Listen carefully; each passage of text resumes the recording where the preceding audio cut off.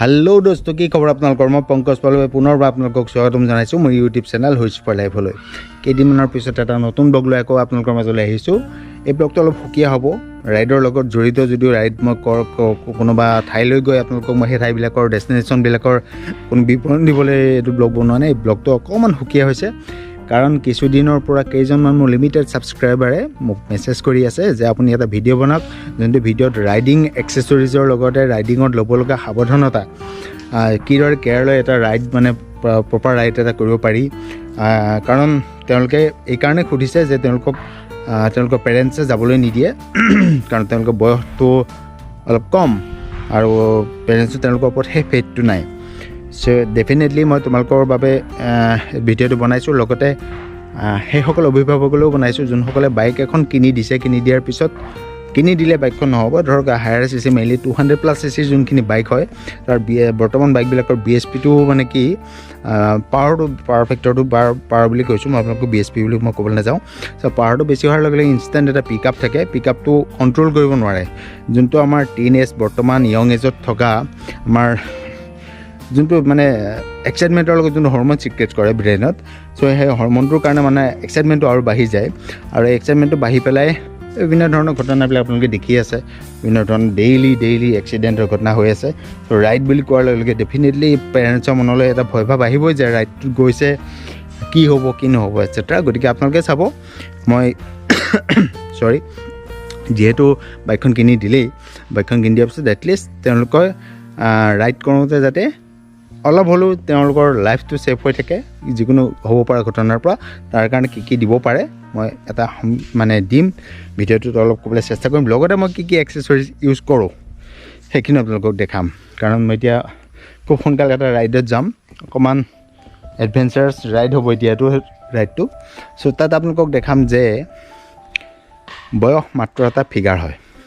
চ' বয়সে মানুহৰ মনৰ বেলেগ কিবা বাধা আনিব নোৱাৰে গতিকে সেইটো এইকাৰণে দেখাম সেইটো ব্লগটো সেইটো নেক্সট ব্লগত আপোনালোকক সময় দি দিলে এতিয়া ইয়াত ক'বলৈ নাযাওঁ বাৰু যি কি নহওক এই ব্লগটো টোটেলি লাষ্টলৈকে চাব আৰু যদি চেনেলটো এতিয়ালৈকে ছাবস্ক্ৰাইব কৰা নাই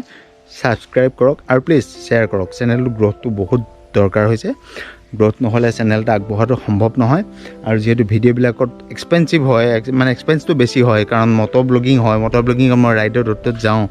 খৰচা পাতি বহুত কথা আহি যায় গতিকে চেনেলটো গ্ৰ'থ নহ'লে নিজৰ মনটোও বেয়া লাগে চ' আপোনালোকৰ সহযোগিতাটো অতি আৱশ্যক নিজে চোৱাৰ লগতে যদি ভাল পায় শ্বেয়াৰ কৰি দিব দুজনক কাৰণ আজি এই ব্লগটো মই আপোনালোকৰ পেৰেণ্টছখিনিৰ কাৰণে কৈছোঁ আপোনালোকৰ ল'ৰাজনে বাইকখন চলাওঁতে ল'ব লগা সাৱধানতাৰ ওপৰত ক'ম গতিকে সেইখিনি কথা শুনাৰ লগতে আপোনালোকে চোৱাৰ লগতে বেলেগকো শ্বেয়াৰ কৰিব আহক আগবাঢ়ি যাওঁ ছাবস্ক্ৰাইব কৰিব আৰু বেল ন'টিফিকেশ্যনটো অন কৰি দিব যাতে লগে লগে আপোনালোকে আপডেটবোৰ পায় আহক ৰাইডিং জেকেট মই ইউজ কৰোঁ ৰাইডিং জেকেট TVSৰ এইটো লেভেল 2 প্ৰটেকশ্যন আছে লেভেল 2 প্ৰটেকশ্যন বুলি কোৱাৰ লগে লগে প্ৰটেকশ্যনটো ক'ত পেৰেণ্টছসকলে চাওক বা সকলোৱে চাওক জেনেৰেলি এক্সিডেণ্টৰ পিছত ইনজিঅ'ৰ হোৱা জেগাবিলাক হ'ল পিঠিৰ বাউসী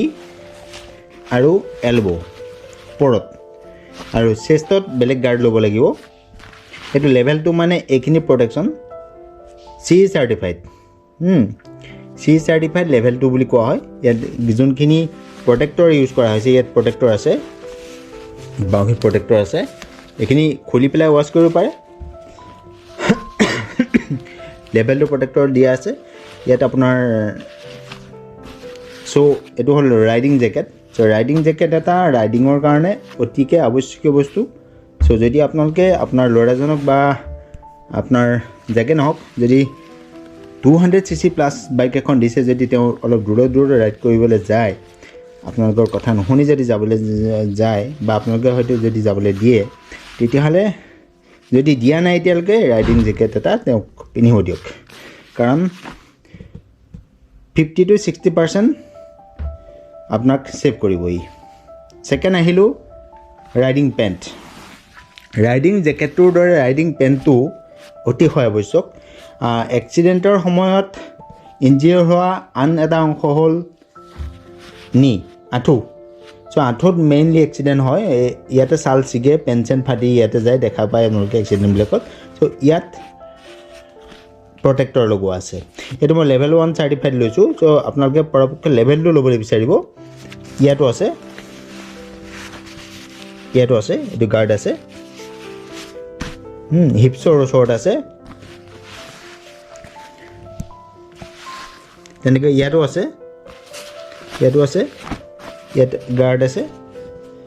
ইয়াত আপুনি এইটো বুটত ইনচাৰ্ট কৰিব পাৰে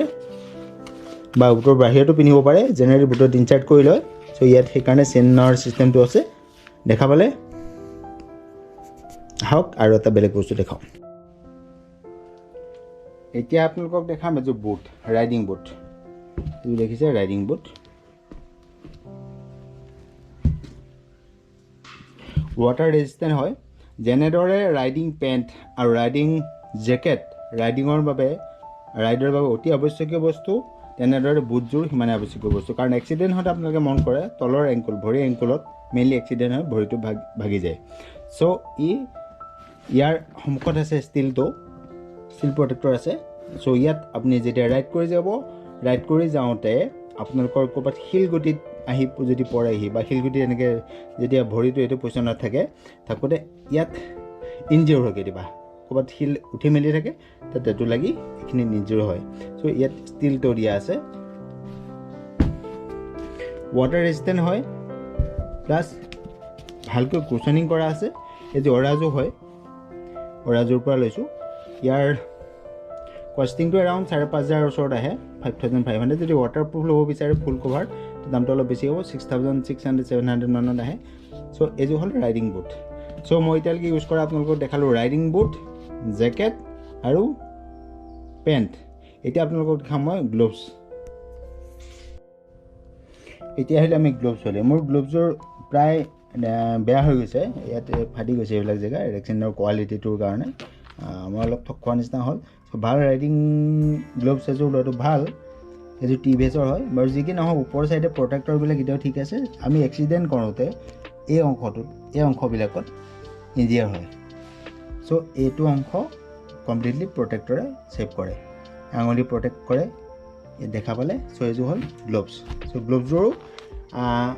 জেকেট পেণ্ট আৰু বুটৰ দৰে আৱশ্যক চ' আপোনালোকক দেখালোঁ এতিয়া riding gloves riding pant riding jacket riding boot and আটাইতকৈ ইম্পৰ্টেণ্ট বস্তুটো আপোনালোকক এতিয়া ক'ম হেলমেটটো কেনেকুৱা ইউজ কৰিছোঁ মই আপোনালোকক দেখাই দিছোঁ এইটো মই ইউজ কৰিছোঁ ষ্টিল বাৰ্ডৰ এটা হেলমেট চিলভাৰ ইয়াৰ কষ্টটো আছিলে 2,000 প্ৰায় 2,000 টকা লৈছিলে ইয়াৰ মই আপগ্ৰেড কৰিবলৈ বিচাৰিছোঁ এটা হেলমেট চ' হেলমেটটোত কেতিয়াও কনচিডাৰ নকৰিব helmet is not for police ঠিক আছে হেলমেটটো পুলিচক দেখাবৰ বাবে নহয় হেলমেটটো আপোনাৰ মূৰটো ছেভ কৰিবৰ বাবে আপোনাৰ ল'ৰাটোৰ মূৰটো ছেভ কৰিবৰ বাবে কাৰণ মূৰটোত আপোনালোকে হয়তো জানে বা নাজানে যদিও কৈ দিছোঁ মানুহৰ মস্তিষ্ক 3টা ভাগত বিভক্ত হৈ আছে মধ্য আৰু পশ্চাৎ মস্তিষ্ক চ' পশ্চাৎ মস্তিষ্কত পৰি পেলাই যদি পিছফালে যদি আপোনাৰ চোটটো পায় তেতিয়াহ'লে তেওঁ বডি বেলেঞ্চৰ পৰা ধৰি স্পাইনেল কৰ্ডত ইনজিয়ৰ হ'ব পাৰে গতিকে ফ্ৰণ্টততো আমাৰ গোটেই মেমৰিটোৱে আছে গতিকে ব্ৰেইনটোৱে গোটেই হেড অফ দ্য ডিপাৰ্টমেণ্ট চ' গতিকে হেলমেটটো কনচিডাৰ নকৰিব বাকী অকণমান কনচিডাৰ কৰিলেও হেলমেটটোত কোনো কাৰণেই কনচিডাৰ নকৰিব এটা ভাল হেলমেট নিশ্চয় দিব আৰু ৰাইডিং বুটযোৰ হেলমেটৰ লগতে ৰাইডিং বুটযোৰ ঠিক আছে ৰাইডিং পেণ্টটোৰ সলনি আপোনালোকে নি গাৰ্ড ইউজ কৰিব পাৰে নিউ গাৰ্ড আনি দিব পাৰে সেইটোও কাম চলি যায় মই পেণ্টেই ইউজ কৰিছোঁ আৰু এইখিনি গোটেই বস্তুখিনিত কষ্টিং কিমান আহিব বুলি যদি আপোনালোকে সোধে মই কওঁ মোৰ জেকেটটো প্ৰায় 7,000-7,500 ভিতৰত আহিছিলে জেকেটটো মই অফাৰ আছিলে অফাৰত 6,500 কিনিছিলোঁ পেণ্টটো কিনিছিলোঁ প্ৰায় 4,500 টকাত গতিকে 6,500 4,500 11,000 টকা আৰু গ্ল'ভছযোৰ লৈছিলে 1,500 টকা গ্ল'ভছযোৰ মোৰ আপ টু দ্য মাৰ্ক নহ'ল ভাল গ্ল'ভছ লোৱাটো ভাল চ' 11,000 হ'ল 12,500 হ'ল আৰু হেলমেটটো 2,000 13,500 15,000 টকাৰ ভিতৰত প্লাছ আৰু ৰাইডিং বুটযোৰৰ কথাটো আহিলে ৰাইডিং বুটযোৰ 5,500 মোটামুটি 20,000 টকাৰ ভিতৰত